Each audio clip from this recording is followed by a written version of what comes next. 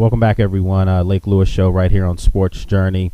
I have a gentleman who's joining me right now who I mentioned really needs no introduction as far as the Sports Journey family. This is a guy that goes, way back with myself. We started something we thought phenomenal back in the day at ESPN Radio in Orlando when he was playing with the Orlando Magic.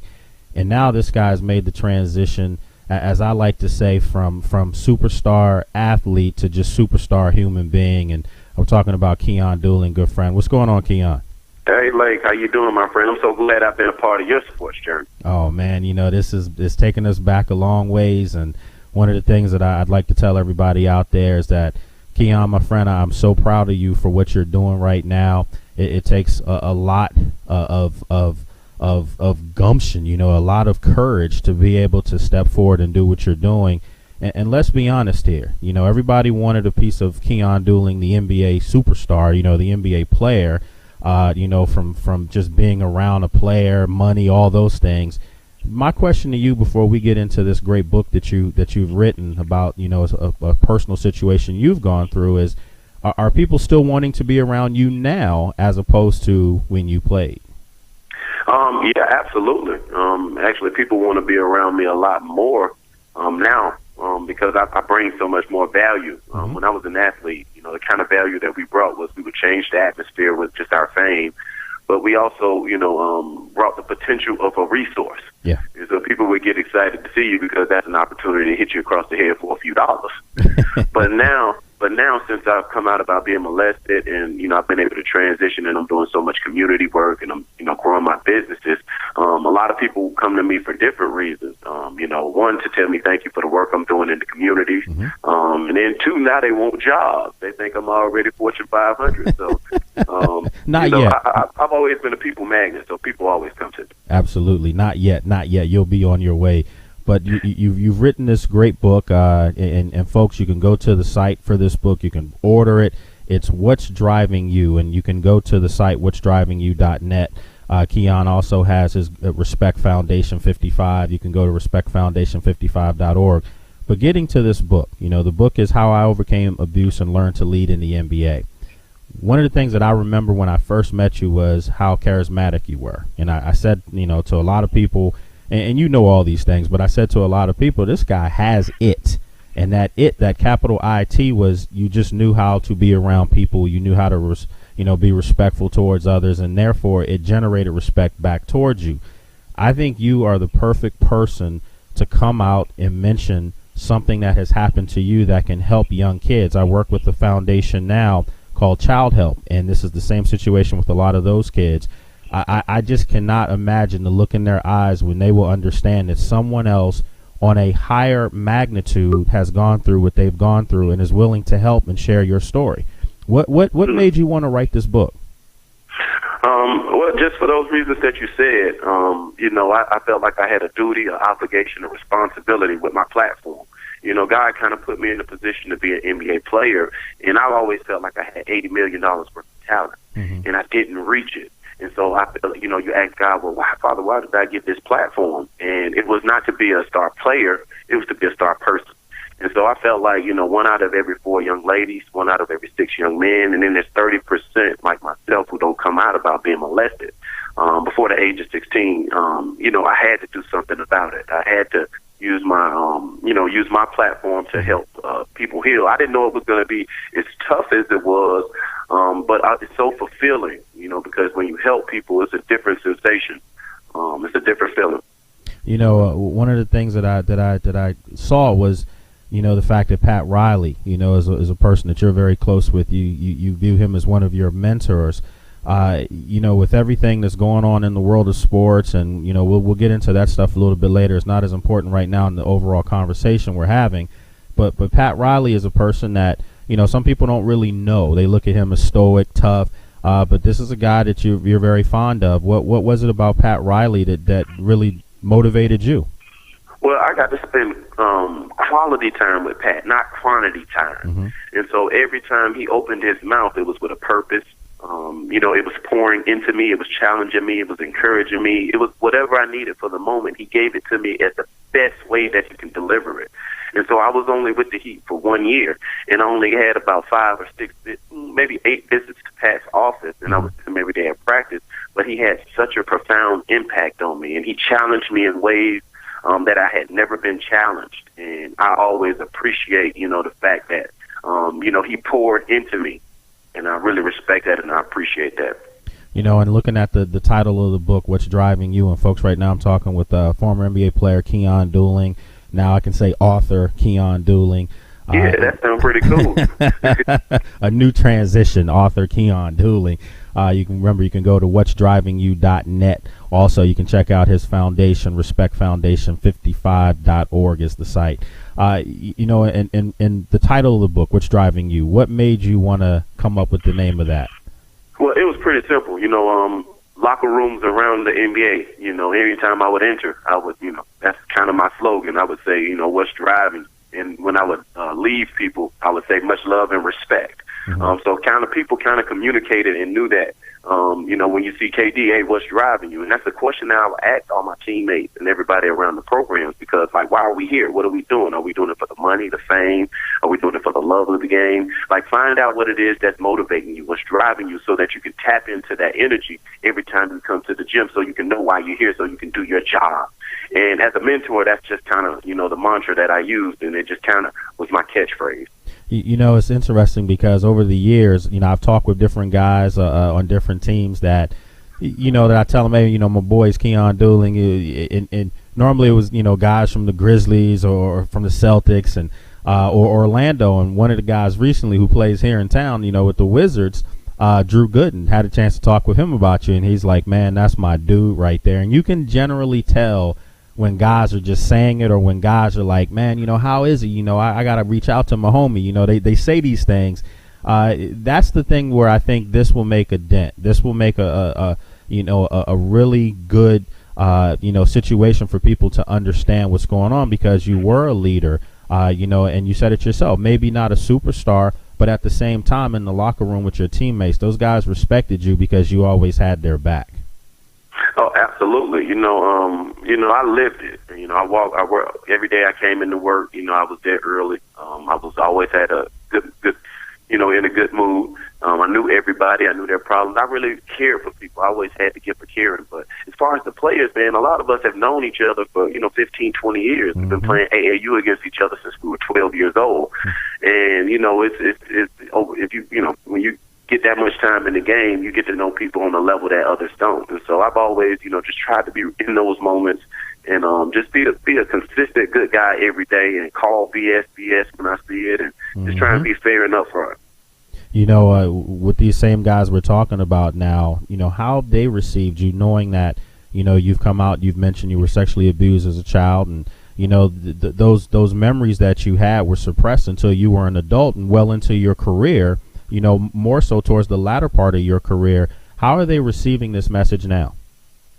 It's been unbelievable. One of my biggest fears was, coming out about this, this particular topic about being molested. And one of my biggest fears is that guys would look at me as less than a man. Mm-hmm. And guys would, question my sexuality and et cetera. And all these different things run through your head when you're in denial and when you're still in the, in the closet about, what happened to you. But it's been the opposite. Guys have been so supportive, so appreciative. I found out that other guys have gone through some of the same things that I've gone through. And so I'm just, I'm glad that I can be a voice for that. And hopefully, the work that I continue to do consistently enough, maybe I can get some of these guys to stand next to me and really, build a unified front, so that I don't have to get all the good and the bad that comes with it, because it's emotional work. And when you come across people and they tell you their horror stories, and they say, hey, I've never told anybody, this story before, there was a certain level of training that I had to learn in order to be able to replenish and be able to deal with some of those different emotional situations that people go through. So it's been fulfilling work for me, very fulfilling work, and I'm just happy that God chose me to do it. Folks, right now I'm talking with Keyon Dooling. Played several years in the NBA, different teams, and this guy was always considered a locker room leader. Right now we're talking about his book, about his ordeal being sexually abused as a child. The book is What's Driving You. You can go to the website, what'sdrivingyou.net. You also can follow him on Twitter, and we're following you on Twitter. We're going to do some tweets for you out there today. Really get this out there so people know what's going on. But you can follow Keyon at Ambassador KD, fitting name, Ambassador KD.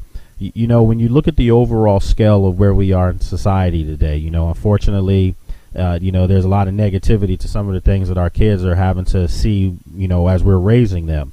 And one of the things that I thought was really profound is the fact that your son is on the cover of your book. I thought that was really, really interesting, and the fact that you get a chance to show people that you are a father, that you are somebody that's very protective of your kids. Is that one of the things that led to you wanting to have him on the cover of the book?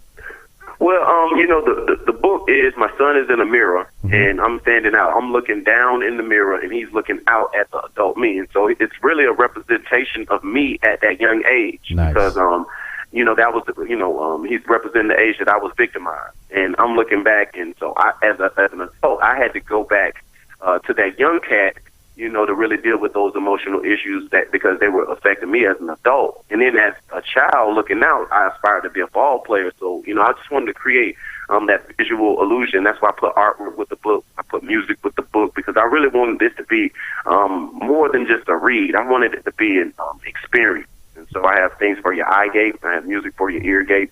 And the story just pierces your soul. Yeah, I was just about to ask you that you have 3 songs on iTunes that people can download for free. Where it also gives you more insight to everything that's happened. I have to say this. You stepped away from a lucrative contract. A lot of people out there would say, "Hey, man, maybe I'll wait another year or two and then I do this." But I give you that much more credit. And I know you're hearing it coming from your boy and like, come on, Lake, man. But seriously, this is. We're self-employed, both of us now. And when you walk away from money, sometimes people look at you like you're a little loose upstairs. This obviously was something that was more important to you, and obviously God called you to do this. So you're going to make the money in other ways, and I know you know that. But was that a tough decision to step away from the Celtics? Oh, absolutely. I mean, it's first of all, it's my passion. It's the game that I love. So I enjoy going to work every day. And then the 1st and the 15th is unbelievable in the NBA. I mean, there's no denying that the 1st and the 15th in the NBA is unbelievable. And so to tell my family and to tell everybody that, hey, I can't play ball, the game that I love and the game that pays me so well, of course, it's natural for people to think I was crazy. And, in all fairness, I was going through an emotional challenge. I was dealing with post-traumatic stress disorder. And so I knew that I couldn't play ball and I couldn't be around the game that I love because I knew I wasn't in my right behavior. I had some issues that I needed to work out. And so I had to choose healing, because I know I wanted to be around the game for a very long time. And if I was around the game during post-traumatic stress disorder, I could have damaged my whole reputation. I could have damaged everything that I've worked so hard to become just because I was dealing with this emotional issue that I couldn't control. So I had to go get help. Well, you're one of the guys that I tell people all the time about, man. How I feel like you've done everything the right way, and I tell some of the young fellas out there as far as their dating preferences and all the things that they do, be with someone that knew you before any of this stuff, and you've done that, you've lived that, and I think the strength of your wife has definitely helped you get through this whole situation. Oh, for sure. Like if she wouldn't have known me since the time we were 15, when I started suffering from post-traumatic stress disorder, not able to control my thoughts, talking irrationally, seeing things, it would have been very easy for her to just jump ship and leave. And if that would have happened to me when I was coming back and dealing with my issues, I probably would still be dealing with them. And so, man, I just thank God for putting that woman in my life so early and me having the foresight to be able to see that this was the woman for me at a very early age. And I just thank God for my wife, Natasha Dooling. She is the rock.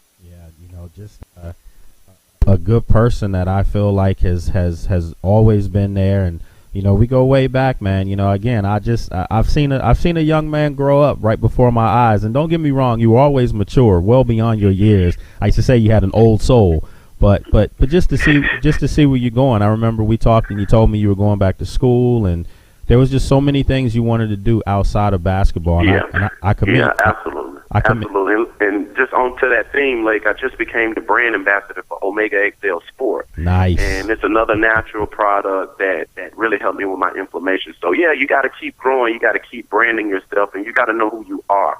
And you got to be one of those people who are not afraid to fail, and that's kind of been who I've been all my life. I've always been a guy who takes calculated risks and goes for what I believe in.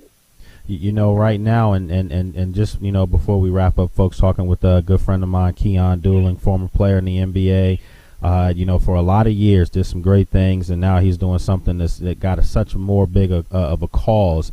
It's called What's Driving You, the name of his book, about him being sexually abused as a young child. And you can go to the site, what'sdrivingyou.net. Order that book, folks. It's a great read for you out there. You can also follow him on his at his foundation, respectfoundation55.org. You can follow him on Twitter at Ambassador KD. Real quick before we wrap up here, I did want to get your thoughts on a couple other things, that I think have helped mold you as well, into the man you are. You were drafted, by the Clippers. You were drafted by the owner, who we all know what's going on right now, and this been in my head for a couple of weeks now. Like, man, when this whole thing happened, I should have had you on the program to just find out. Was that something that you ever saw or you heard about while you were a Clipper? Because I know your affinity for Los Angeles. You're going to be moving back out there soon. So yeah. I think one thing about Donald's particular style of racism is that it's almost stealthy. It's that those invisible walls, it's those invisible ideologies that are so scary. I mean, he's the biggest real estate mogul in LA. And so to have that kind of mindset where you can't promote black people, wow. That affects the economy out there. Whether you're trying to lay the foundations for his buildings, whether you're trying to get a contract for the lighting fixtures, whether you're trying to get a contract for anything that has to do with any of his businesses, you can be pretty much, you can't get in the door if you're an African American a lot of times. And so it's very unfortunate, especially with the brand and the way that the community connects with the Clippers in Los Angeles, which has a very diverse fan base. Right. But it's not against the law. It's not a crime. It's just an ideology. And at his tender age, I'm sure that he has a lot of different ideologies that some of the youthful Americans don't necessarily have. And so I think there's a lesson to be learned in this. I think that dialogue needs to happen about some of these invisible walls that we as black men go through America. And it's a great time to talk about them, without, getting so emotional that you can't do anything about it. Like, let's come to the table, because just like he has reservations about certain situations, well, I think I have some ideas how we can, make some of those things better. Oh, a I lot do of too. times we're voiceless. Oh, yeah, I do too. And, unfortunately, you've seen my story over the years. I deal with it in media big time. And it's unfortunate. We're in 2014 right now, and I think we have more than proven ourselves as quality human beings and individuals. We're strong people, bottom line. You can't get around that. But at the same time, we just want to be looked at as American, at the end of the day. No labels before or after, just American, and let us run and do what we can do. So one other topic real quick, obviously the big story in sports over the last week was LeBron James leaving to go back to Cleveland. What a guy. You said something a few minutes back that struck me. You said that you've taken calculated risk. You've always tried to be, a trendsetter, a person that could step out on faith. I give LeBron a lot of credit for doing this. I know you're from Fort Lauderdale, South Florida guy. Those guys personally. I just think that what he's doing says a lot for just a different generation, Keyon. He's telling people that it's okay to go out on faith, and it's okay to believe in your heart that you're doing something that's right. Yeah, man, I absolutely love LeBron. He's my favorite superstar since Magic Johnson. Nice. He's not afraid to take a political stand. He's not afraid to go against the grain. He's an unbelievable family man who's married his high school sweetheart, who loves his sons. He's very he understands who he is and the impact and the power that he has. Miami won't miss him as much. People would come to the games in midway through the first quarter. Those fans are, front running fans, right. Bottom line. Right. And he's from Cleveland. he'll impact that economy. Yes. Like crazy. Man, I think that guy is amazing. I think he's just scratching the surface of what kind of impact he'll have on humanity. And I support him. And I just really like what he represents. I love what he brings to the game. I think he's the most underpaid person on the planet. I think, the value that he brings to the league is well over $250 million a year. And so I just want to support him. I want the media to really support him. Like, we may not see a player like him for another 20, 30, maybe 50 years. And I know that he can get better with being built up. In some kind of way, the media has torn him down. He's empowered his friends. He's been a great businessman. Just made $30 million on a headphone deal. On the Dre Beats, Hey man, this guy he's got it all figured out, and I'm really proud that he's in our game. Yeah, I just I love to get perspective from guys that know these guys personally in the locker room, know them outside the locker room around their families, and you obviously being in South Florida, you've been around that, and it's great. It's great to hear you say something that I've said for a long time, that he's a Cleveland guy. It's different from being in Miami, and he's won 2 championships in Miami. He did what he was supposed to do. So now he's trying to go back home to his hometown and help an area that's really struggling financially pick it up. And I think all indications are over the weekend, it looks like that's well on its way. So look, my friend, I am, again, I'm really proud of you. I'm proud of you for what you're doing, what you've accomplished, and what you're going to accomplish. And I'm going to be right there by your side the whole way. When you told me everything, it actually made me look at you even more as a man. So please, by all means, don't let any negativity seep into your head, because I think you're in a great place right now, and anything I can do to continue to support you, let me know. Okay, thanks, Lake. And before I get out of here, man, just with the book, What's Driving You, it is an unbelievable book. Just know that part of the proceeds go back to the Respect Foundation. There's thousands of kids who come to me every day who need therapy, and I don't have the resources to do it. So just know that by buying this book, a portion of it goes back to my foundation, so we can help these young men and young women really heal from all the struggles that they go through from being victimized. Well, look, again, man, I appreciate you coming on. It's always an honor to have you come on, chop it up with me. Just my favorite guy out there, man. My favorite pro athlete. This is that you got guy. me blushing, boy. Hey, man, we go way back, and we did something we did something real big, and it touched a lot of people, and that's what it's about. It's not getting your own personal self-worth out of this. It's to help other people, and then you get your self-worth from helping others. That's what it's about. Yeah, man. When you're walking in your calling, you'll find a way to monetize it. Absolutely, absolutely. So we're going to have you back on many times, and, continue to push this. And, I do want to ask you this in front of everybody. Am I able to put this information on SportsJourney.com as well? Oh, yeah, please, man. Please put it out there. And, all the Sports Journey fans out there, keep listening. Lake Lewis is he's the best kept secret in the whole country, I believe. So keep supporting them locally so that the nation can, really be a part of the Lake Lewis brand.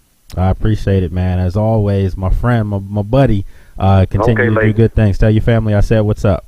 Hey, man, likewise. Peace to Monica, bro. Okay, take care now. All right, peace.